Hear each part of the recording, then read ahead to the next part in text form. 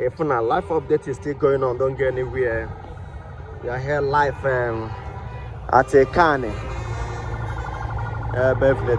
Ozia Kita.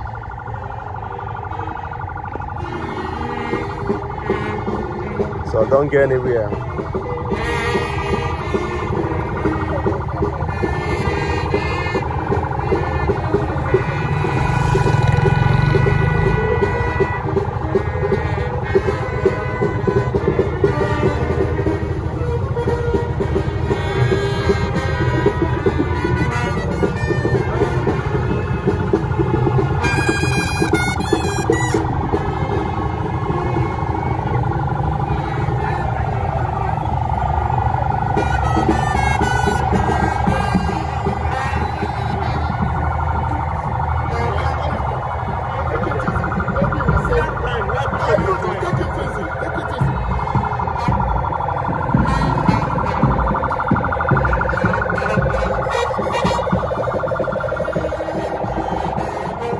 Honorable Dubem Onyia Jr. is here while working the SBA to the Governor on the Relations.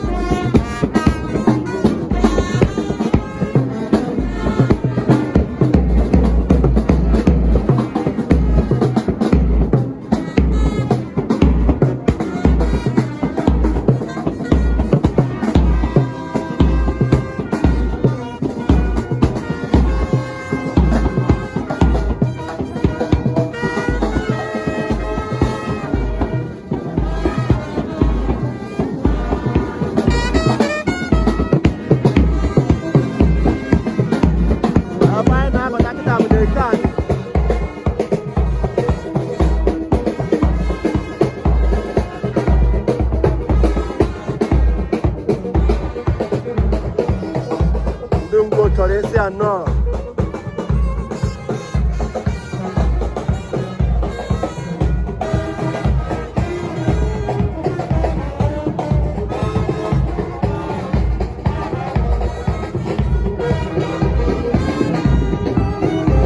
You can say Honorable Ibn Agono, the digital mayor of Enugu North local government area, is here live. It's Ngwo.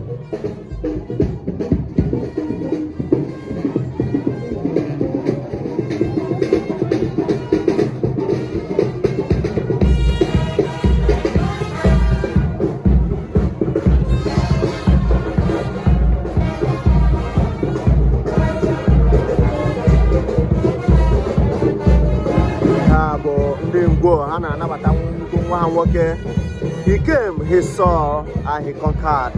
Right Honorable Dr. Dubem Onyia, former Minister of Foreign Affairs. You can say Mr. P2B is here live.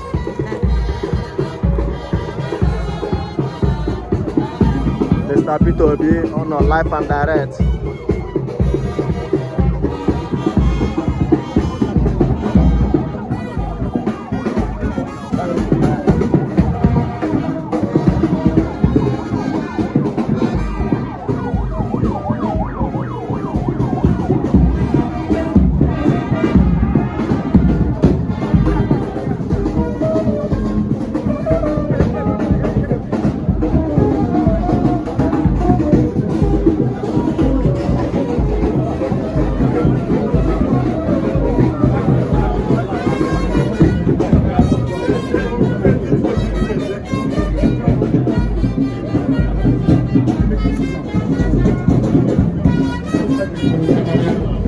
God, TV right now, again.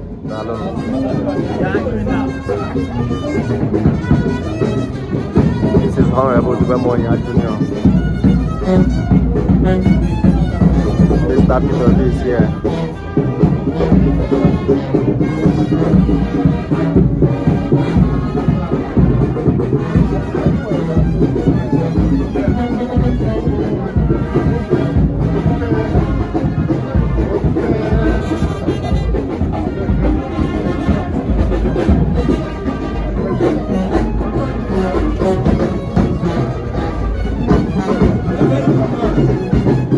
Gentleman, we are excellent. Mr. Peter Obi.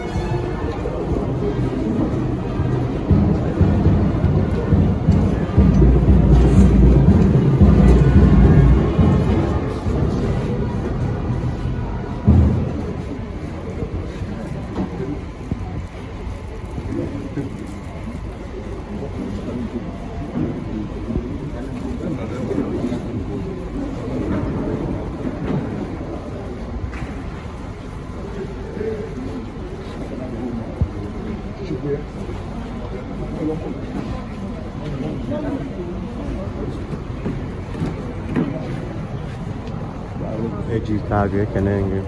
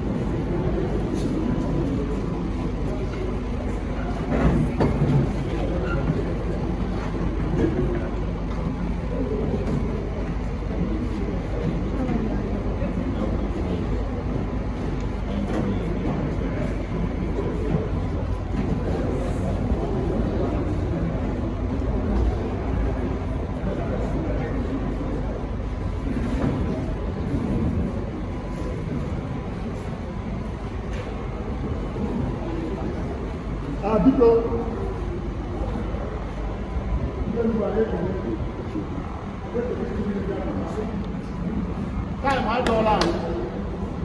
I have to go to the I tell you what when I go to when I'm going, when I'm going to who I did Enugu. Don't go to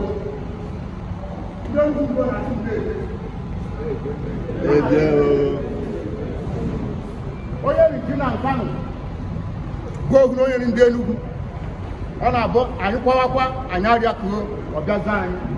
When I am carrying my Nora, I am Chile can have our Neta.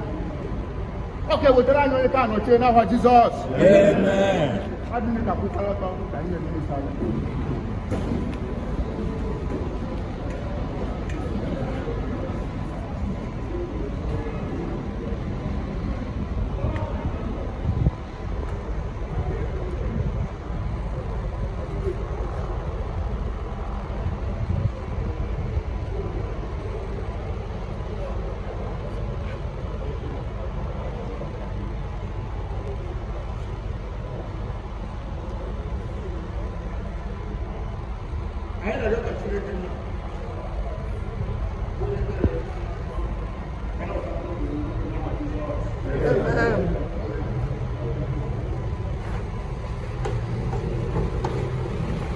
Because I could be looking on.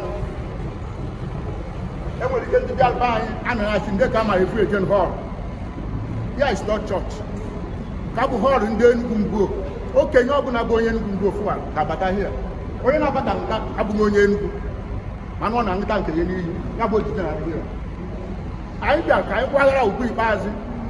A couple and then go about it now. A mark is away. Oh, what put up a shrine? A mark was well. Never is time for a Naba and Jar. How about you, my dog? The buying on our post and then pushing hand maybe. No, Mufra. I'm quite in the Temonium, the Japan Postalania, in Maronobu. So Naba and Jar, when you also in a mechanical time for out. We pass, but cannot go in. When you can break with a timber. Enugu. How baby dollar also to before Chile could one. Oh, yeah. I said, 8th grade. In the way you window, I'm going to catch you. Hantan or Tanungu, but you know, I never got it. I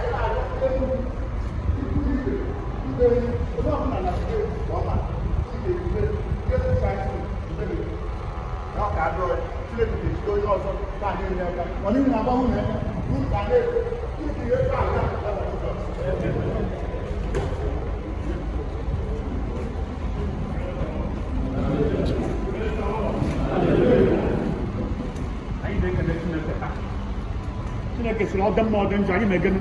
I I'm married, what's the quick on the look?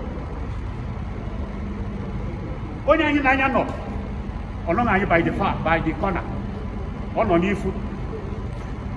Oh, yeah, no law, but you don't know. Bandi, put on another. Oh, yeah, but Chaman of Fetchala. But you know the band, oh, the young now. On your one. Or standard. Also, I work in 3-4 times a day. before she assigned me much. And the gender back here looking in issue 3 times, 4 times. It's where mother. Now we come and make it do a pushing. Then on your one. All the stuff rules up. I just saw any and I. When your name and walk out, why can you move? Today to go there. Okay, when you name me, how much they can I go here? When you get to the water, when you don't the water, today can I have for your maker, and don't have maker, and don't wait to have pressure on your canal, Jesus. As you know, can I done it? Makani, or half is here. Or now you are the path. Or not, but now one.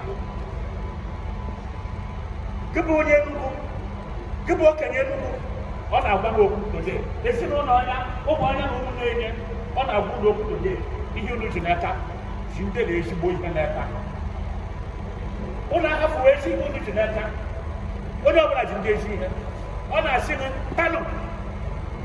In the way and the name of where can no one have Jana. I'll be here to big age. Now, when you go to that. Oh, what is the question? And where we ought to walk. I'll be all the time. I see one all the on our roller, on our man, but he cannot reach the canal. I did it. I yet did not have Jesus. Chineke can even over. I make an nobody in Keta. Last time Jesus Christ, don't you get a It's in your Bosa. There's your Conando. Nine, I am not choose up. I am not choose you. I am not on to. Dico Chineke. Kadika any kind of hold something. There can you wear show from there you can do ways of any. I am not young papa. If you may call you to an Ubachita. Dico Kabiaka were honored. Here you now came at Kabiaka were honored. The guest in Katara can even in a way. Chebema. And that's on Komi and Beredem Goboluso. And that's on Komi have KJ Papa. Go watching Keta, the man in the Chineke. Because you are young, the person in my yard. Because I could take a moment in the net of the evening. Then I never go here. My own will go in when you are. Get a never. It's a look at you're not your mama. What's there in the matter?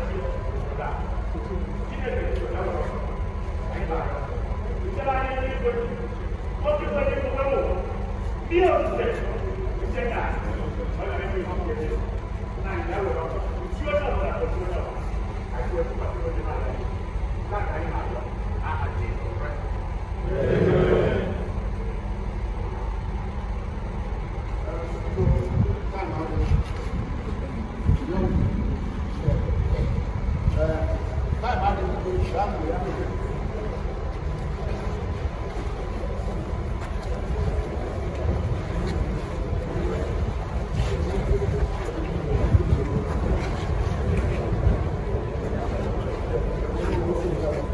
Mr.